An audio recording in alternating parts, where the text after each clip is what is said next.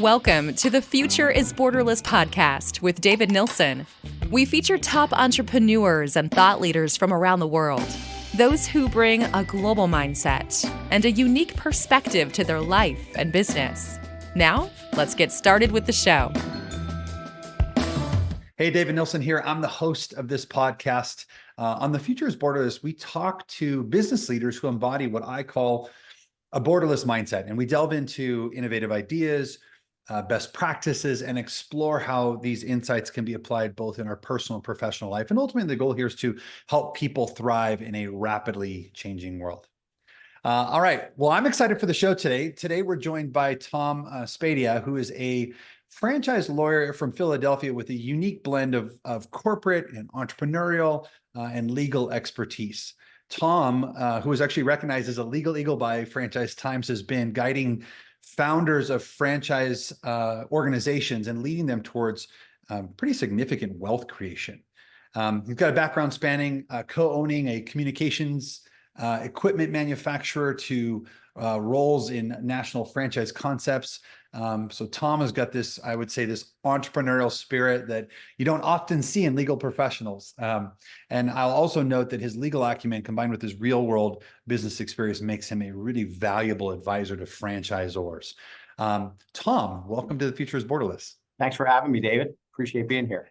Yeah, this will be fun. Now, full disclosure to our audience, I've known Tom for a long time through the franchising industry. Many of you that follow this podcast know that I was a co-founder of a company called Guidant Financial, which still today is one of the leading franchise financing firms in the entire country. And we've had a chance to collaborate with many mutual clients in the past.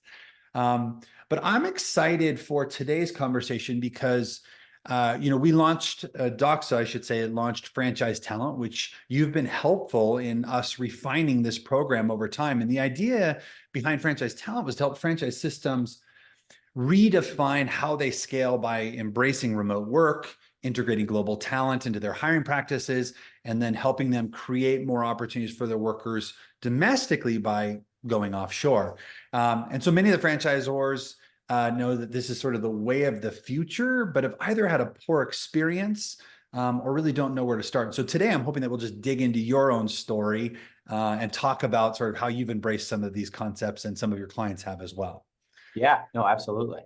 All right, well, let's just jump in. So maybe you could just start with sharing a little bit about your franchise journey. For those of you that aren't familiar with who you are, talk about how you became a franchise lawyer and sort of what you do working with them side by side. Yeah. So as you said, I've had my law firm for 12 years now. And prior to that, but I've been in the franchising world for over 20. So I started in franchise sales, not as an attorney, actually. I went to law school in my mid 30s. And I did that while I was selling franchises during the day. So I worked for a couple of large brands, Rita's Water Ice. I was the head of franchise sales. It had been bought by private equity. I helped grow them from a little over 300 units to over 500 units. Learned so much. The IFA, got my CFE, and while I did that, God bless my wife. She was patient enough to see it through while I was going to law school at night. So got my law degree. In the beginning, started representing franchisees and slowly pivoted towards a franchisor regulatory practice with where we are today. And our kind of role in this, and I appreciate that. That recognition of the fact that I've sat in those shoes, I've sat in those board meetings, I've been on franchisors, I've gone through the business side of the due diligence with private equity acquiring these firms. And we kind of take all of that to our mostly founders. I would say our kind of key sweet spot is people who have an independent business that want to become franchisors. And so we give them the legal framework and the document. That's why, as we'll talk about today, I'm so excited with what you've put together with Doxa, because it's a marrying of what someone needs to do as a franchisor to support their franchisees efficiently while they grow that brand. And so, I joke that I don't go really wide, but I'm really, really deep in the franchising space, and I drill pretty deep. So, and it's a fun business. And now we represent close to 300 brands nationwide. Wow, that's amazing. That's amazing. Well, we are going to talk about global talent, how it applies to franchisors, but maybe we could start with your own journey, just to sort of set the stage. And I think it'd be great if you could sort of share how you made the decision to start integrating global talent into your operations and maybe the sort of moment that sparked that decision. So it's something I've really thought about for a while. And I know that you see other, companies and other small companies use, and you hear all these horror stories. And I had a couple friends of mine that were, using, and then it didn't work. And they were like, fractional and all these pieces of it. And then you and I had a conversation. I'm sure you remember. I think it was in San Diego at the IFA, just Oh, maybe yeah. a year and a half ago. And hey, David, what's up? It's great. Post COVID. Oh my God, I'm seeing live human beings. And and you were telling me about this, and I started thinking about some of my issues of not having an executive system, being buttoned up, the pile of stuff on my desk never gets done. My billing department, we had someone leave. We're like, well, we're going to replace it, but what? And then we just started talking, and it's a trust transfer, right? Like, I've known you for over a decade, and I trust you, and you tell me that what you've been doing. I said, you know what? I'll throw my hat in the ring. And I think we started with one person, and it just has we've slowly just evolved it. So it really was just knowing that this is something I need to deal with at some point, and I'd love to start. But people come up to me in trade shows. Oh, you should do this. You get all these emails. You get this on LinkedIn, but that's not, unless you know the human and you know the people. And that, I guess I'm very old school about that, right? It's, you got to have trust of the process, and the people. And man, I mean, obviously I'm on the podcast. I've never looked back. I have bought into it wholeheartedly. And it's been a game changer, not just for us, but for the clients that we've now introduced into the process, who have had and picked up global talent. So it's been great. Yeah, well, I appreciate that. The goal for us has always been to make it easy for people to sort of engage, right? And I appreciate that our conversation had an impact and that we've been able to help you. But maybe for our listeners, you could talk about, though, how did you get started? You said you started with one, which is true. And how did you determine which role to start with, and then how did you expand over time? Well, with your help, and then as Nicole, who is also a place is instead of trying to just, duplicate a job title that was a US based job title, we were a lot more thoughtful, kind of with your guidance, of trying to pull tasks from other folks around the organization. And so we weren't saying, okay, I just want an accounting manager and I'm just going to dump all this onto accounting. No, we said, well, the two people in our accounting department are working nights and weekends to keep up with the process. So what if we could take some of the back office stuff off of their plate? And then I started thinking about, like, one of my favorite things that I do. And Eileen, I mean, it's made my efficiency a killer. Is I blind copy her on every email that's related to someone who wants to franchise their business, and she'll set up a Zoom call. She'll do research on them. She'll make me more effective so that I can have a little bit more space and breathing room to have that conversation with these prospective franchisees without worrying about, or franchisors So what we did was we started breaking down the tasks and started saying, look, is this something that, and COVID really taught us. I mean, we have people on our team in Florida and in New York and in different states. And so, like a lot of companies, so between Zoom and between software, so we started taking these tasks, and the roles naturally developed as we did that. And it's not been a replacement of our domestic team. It's been a force multiplier to our domestic team. So that's how we did it. The roles were really based on how could we, if I have 4 people doing in one group, or the 2 people in accounting, and I can add 1 or 2 Doxa team members into that team, well, then, that's another 40 hours a week per person. It just multiplies the effectiveness of that team by getting stuff off their plate. And that's the approach that we've taken. And yeah, man, I want to throw just a pin on a couple of things you said. First is, COVID actually demonstrated, I should say, accelerated a trend that was already happening, right? This idea of a remote work. And what it did is it forced all of us to really embrace it for a period of time. And now there's this really interesting tension where some people are trying to pull back on that. And in my opinion, that ship has already sailed. And so, if we believe remote work is here to stay, then the question is, do you need to have people within a geographic proximity in order to deliver on your services? And for many, many companies, that is in fact not the case. And so that just opens up opportunity to look at geographies both in the US and in new international pools. So I think that's a really important component of that.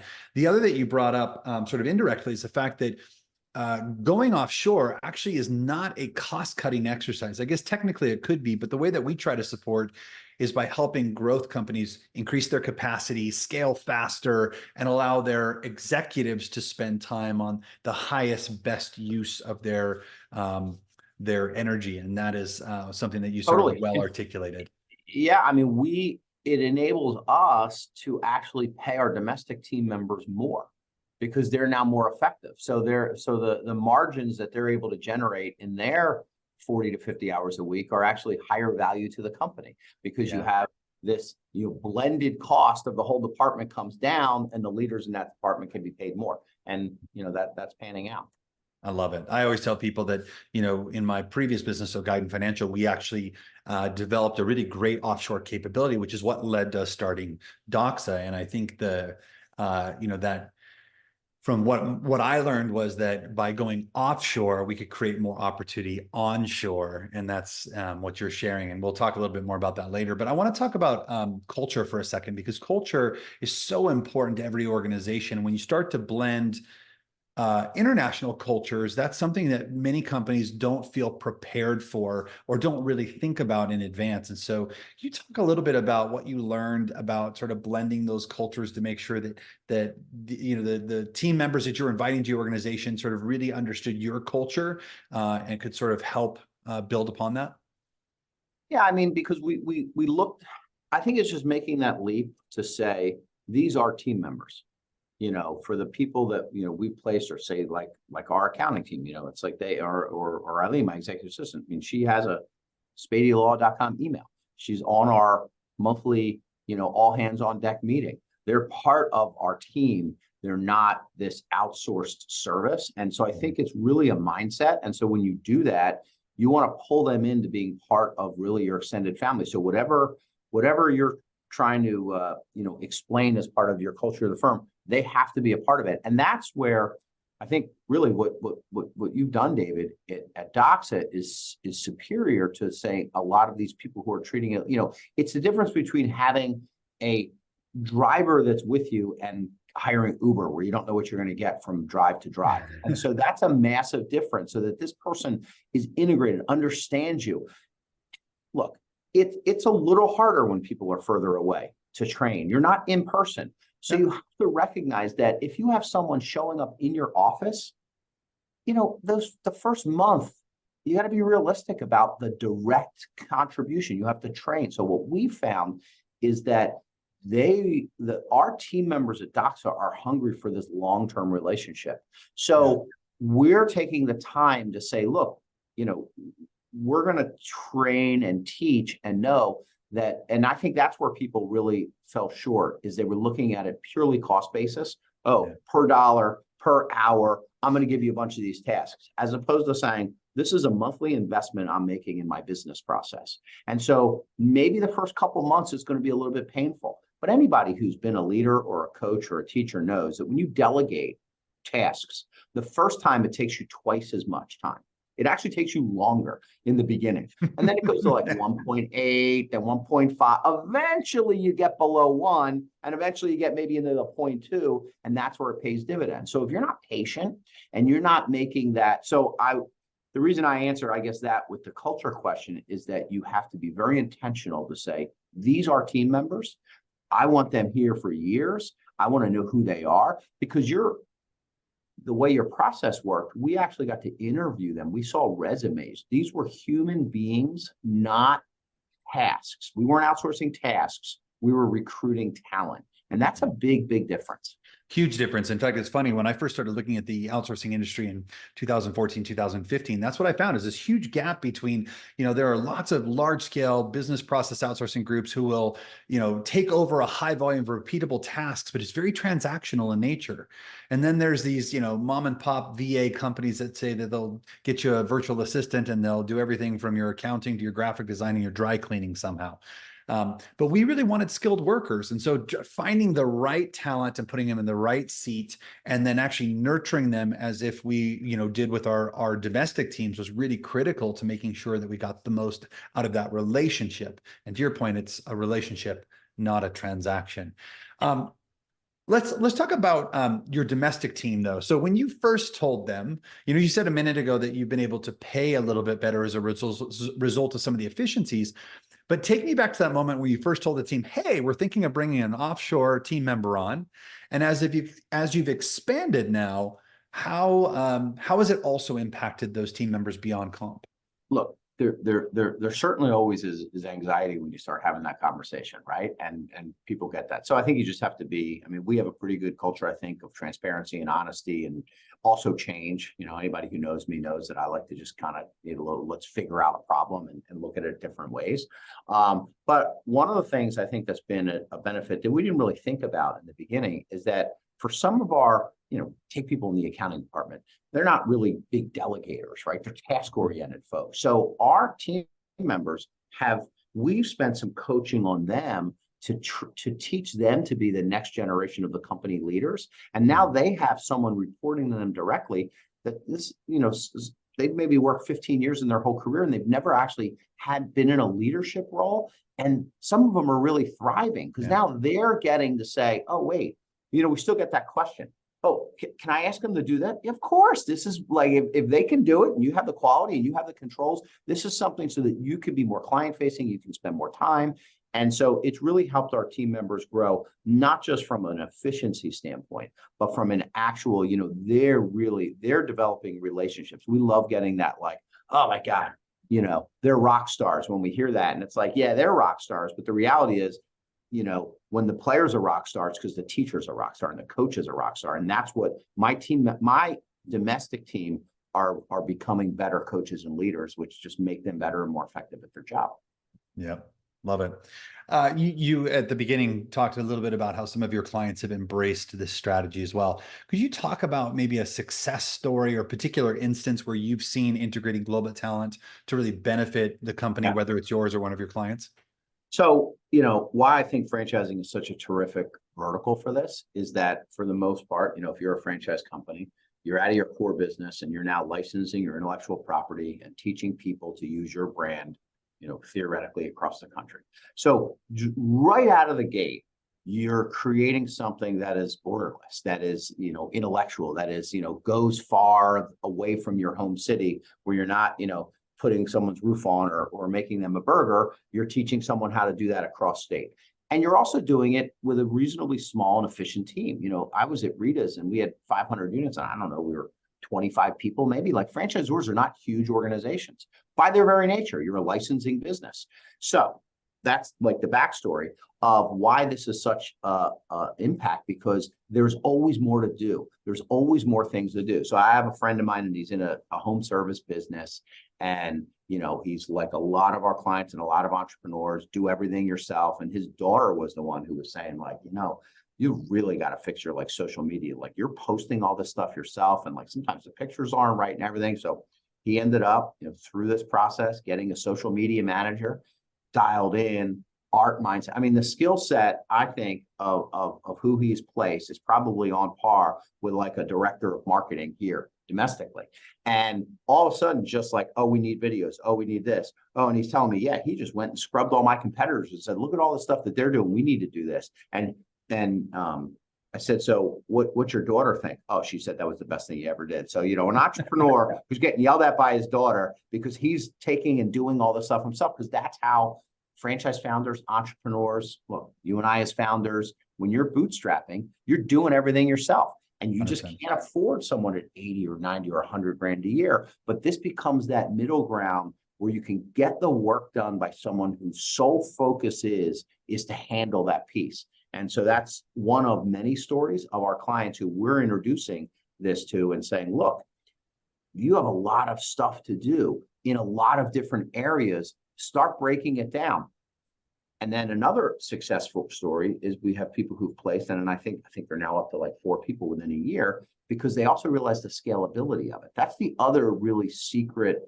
That's the other piece of why I think the franchise, global talent approach is so strong, is because franchisors by their very nature are borderless and by their very nature are scalable engines. So if all of a sudden a franchisor can figure this out and then they triple their franchise count in the next 2 years, they've tripled the amount of tasks that need to be done. And if they've put this in place, I would say that your recruitment process with your culture testing and the resumes and the screening and the training and the, hey, they need to be fluent on this CRM, and you'll do that training in that back office. That enables a franchisor to focus on what they do right, and they can just spin the plates up. They can just say, hey, you know what? We had 2 people in this role. We need 6 now. And that's what Doxa is going to do best. Yeah, it's so funny that you bring that up. I've told a lot of people this. I believe with franchising, especially growth brands, right?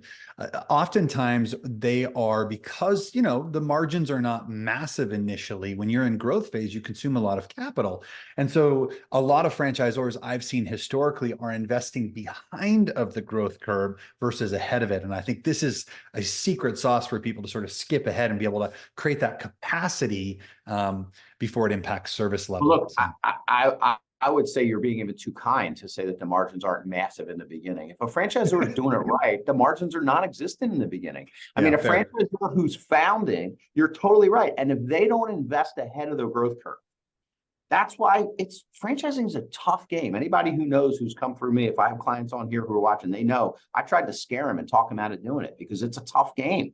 And you have to know that for the first 3 years, even though it sounds, oh, they're going to pay me $40,000 on a franchise fee, I'm going to get these 7% royalties. If you're doing it right, the brands I know, we probably had 12 brands exit to private equity in the last year and a half.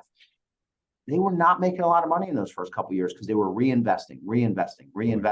And this is a way to really deploy that limited bit of cash flow and capital to build the infrastructure. If you have happy franchisees and they're making money, good things will start to happen, but you got to be patient. So yeah, no, I right on point. Love it. Let's talk. A minute ago, you talked about, hey, look, offshores, working with offshore talent or even remote talent. Let's just level it up. Remote talent is more difficult than in office. And in office, hey, if I hire a new person, I can say, hey, sit by Tom for the next 2 weeks, learn the job, you'll be great, right? We pick it up through osmosis. It's a little bit of a sloppy way to onboard. And I think a lot of companies are used to that. When you go to the remote environment, you have to be a little bit more prescriptive about how you onboard people and train them. And then there's the ongoing maintenance, right? How you collaborate, how you manage. And I'm curious, like, what tools or practices have you found be sort of the most effective in managing that remote / global experience? Well, we got off the free 40-minute max Zoom, and and on the end, no, I would say that you have to be intentional about it. Very similar to a franchisor training franchisees and recognizing that, look, they're not gonna learn it themselves. You can't just throw them in the deep end of the pool like you might do. So it makes you more intentional. It makes you document, and it makes you create this good feedback loop of a cadence. And so what we've done, I would say that we've looked at it as a long-term strategy. And now what we've started doing, so regular meetings, first of all, Zoom, regular meetings, and document and empowering your team to say, hey, you have to have feedback, and also empowering your team to not get frustrated if the first couple results don't come as expected, to say, look, we're making this investment, and at the end of the day, this is something that's a little bit different. So there's a lot of benefits, but then there's, going to be more stress and cost associated with something that's better, like everything in life, right? Everything, there's always trade-offs. So I think the being intentional. And then the other thing that we've tried to do is we've tried to create a sort of mini culture within our own Doxa team members. So we then tell them, like, for instance, my assistant, Eileen, who I've been now giving more tasks to, and now she's learning our business. She's been with us now a year and a half. So as she learns our business, we say, okay, well, what are some of the things that are now becoming routine to Eileen? If we can bring in another assistant, maybe Eileen can push some of her tasks into this team member, and then I can give her even more high value stuff that I never would have given off the bat. She didn't know how I worked and how. So I think it's having a path for people is really important.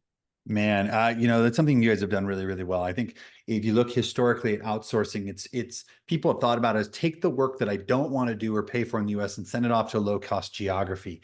But in that sort of mode where it's transactional, you have high turnover, the costs of onboarding and offboarding is really high. To your point, building a relationship, thinking about that individual and their career path within your organization drives huge loyalty and efficiency. And then I just want to underscore what you said a minute ago about there is decreased efficiency initially whenever you're trying to delegate a task, because it takes you a lot of time to sort of teach someone to do it well. But if you make that investment, it pays its dividends really significantly over the long haul. I know we've been going for over a half hour. I do want to just kind of wrap with a couple of quick questions though, Tom. And the first one is really around, in this industry, for whatever reason, global talent has not really been a big cornerstone of what I would call a franchisor's growth strategy. So based on your own experience, what advice would you give a franchisor who's looking at this as an option for them in their own operation? That their competitors are going to do it. Everybody is moving in this direction. I think franchising, I did a podcast or as an article a while back about how I see the trend over the last couple of years is franchising is getting professionalized. Private equity's coming in, money's coming in, you're getting these platform plays. So, there's still a whole lot of founders and smaller brands, but I will tell you, everything is getting professionalized. And franchising, probably because it is primarily, the meat and potatoes of the franchise industry or mom and pop hustlers who just started it. Franchising always has been pretty lagging behind technology, behind trends, because it's really a people business. So yeah. I would say that it is exploding now. And this is one of those tools that you look in other industries, you look in other places where you have business processes happening and rinse and repeat. The offshore talent is something that is accelerating. And so it hasn't really fully happened in franchising, but for sure over the next few years, it's going to be. And so there's going to be this expectation, because if your competitors are doing this and you have this many hours available to support your franchisees and they're paying you so much, you need to be there or your system is going to start falling behind. Yeah. Either people are going to lead or they're going to lag. And that's the choice they have.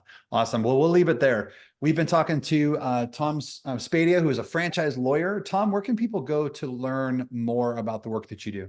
Yeah. So, our website, SPADEALAW, SpadeaLaw.com. You can shoot me an email, find me on LinkedIn, and not just, franchise lawyer. If someone wants to talk about this from my experience with Doxa, or how we've sort of leveraged this, how our clients, I'd be happy to connect offline. So just drop me an email, tspadea at SpadeaLaw.com is my email. But yeah, no, I love talking about the stuff, and I will be, I do a lot of these trade shows also. So if you've seen this and you're in the industry and you see me, come up and talk to me about it. Happy to help. Happy to share.